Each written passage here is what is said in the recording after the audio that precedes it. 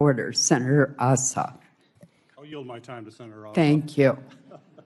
Thank you, Madam Chair, and thank you all for your testimony. And General Kane, let me just begin by expressing on behalf of all Georgians our immense gratitude and admiration for the service members who are making tremendous sacrifices and conducting themselves with extraordinary selflessness and professionalism on behalf of the United States and our state's unified condolences and grief for the families of the 4 killed in action and our hope for a swift recovery for the nearly 100 wounded over the last 2 weeks. And thank you to you for your service to the nation. Mr. Hegseth, you're requesting roughly $68 billion for the department through this supplemental, correct? 67, yes.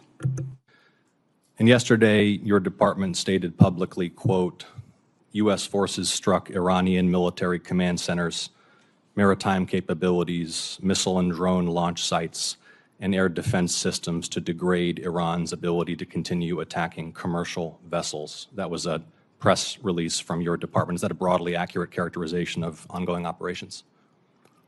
That sounds broadly accurate, yes. On day 14 of this conflict, Mr. Secretary, day 14, nearly 5 months ago, you stated that Iran's military had been, quote, destroyed and, quote, made combat ineffective. That was on day 14 of the war. Was that an accurate statement? They didn't have a Navy any longer. It was completely sunk. Their missiles were buried underneath a lot of their underground facilities, and their defense industrial base has been almost completely destroyed. So as far as a military assessment of Iran's capabilities, it didn't mean by any stretch of the imagination absolute zero, but their capabilities at the lowest level you they've been in stated a very that long time. on day 14 of this conflict, in the second week of the conflict, you stated that Iran's military had been, quote, destroyed and, quote, made combat ineffective. Was that an accurate statement? Yes or no? Iran's ability to challenge the United States of America at the level at which we're capable of. That's not what I asked you, Mr. Secretary. You said on day 14 Iran's military had been, quote, destroyed and, quote, made combat ineffective. Yes or no? Was that an accurate statement? What the American military has done to the question? Iranian military is a historic military Will you defeat, answer the and question they're ineffective under oath? in that context. 3 weeks later, you declared victory. That was now nearly 4 months ago. 3 weeks after you'd already said Iran's military was destroyed and combat ineffective, you said, quote, Operation Epic Fury was a historic and overwhelming victory. You said Iran's military had been rendered, quote, combat ineffective for years to come. And you stated we had, quote, achieved every single objective. Were those accurate statements?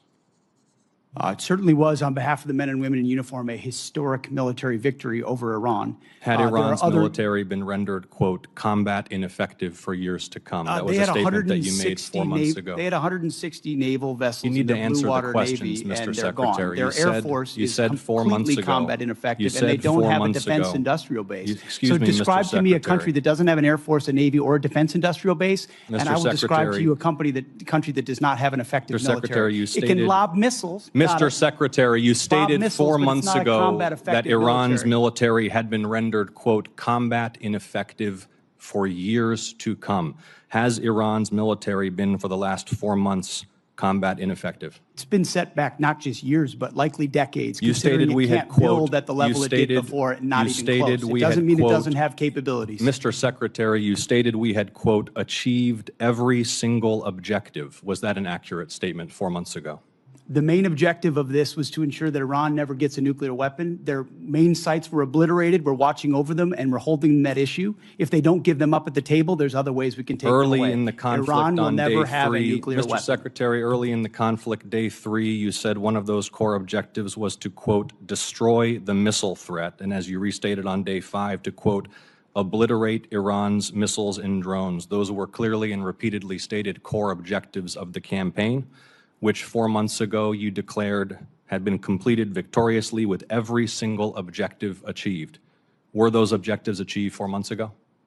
No one ever stated that every single missile was gone. Ultimately, combat ineffective means they're not able to dig them out of their UGFs and shoot Had at the us. missile It threat doesn't mean they been don't defeated have 4 underground months facilities ago? where they put missiles in them and hold on to them because they're the world's largest state sponsor of terrorism. So we never expected they would stop having capabilities to shoot. The question is at scale against an opponent like the United States of America, which went toe-to-toe with them and Iran couldn't. And You cannot stated on handle it. March 8th, day 9 of the war, on 60 Minutes, you assured the American people of Iranian surrender. Does that remain your prediction?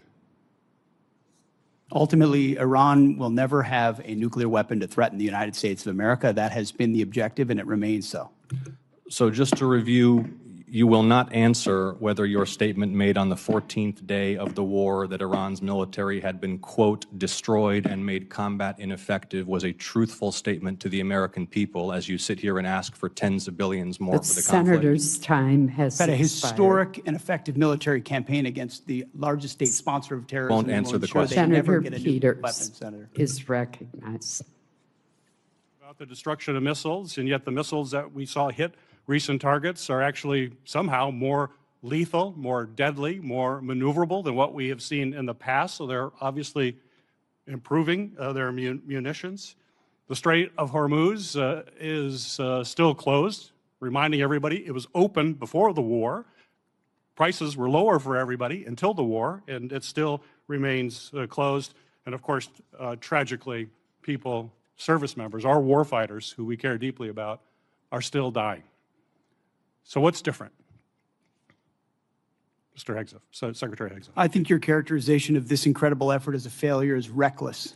And I think it's irresponsible. And I think it smears the sacrifice of the troops that are out there making on behalf of the American people to ensure that Iran never gets a nuclear weapon. Shame on you and others who call this a quagmire and a failure, and then you want to turn around and say you support the warfighter. Either you do or you don't. Is the I can nuclear get you a material ticket- still there, I can sir? get you a ticket out to CENTCOM and talk to what those Americans are doing, and how committed they are to this effort, and how they want to ensure that Iran never threatens their families with a nuclear weapon.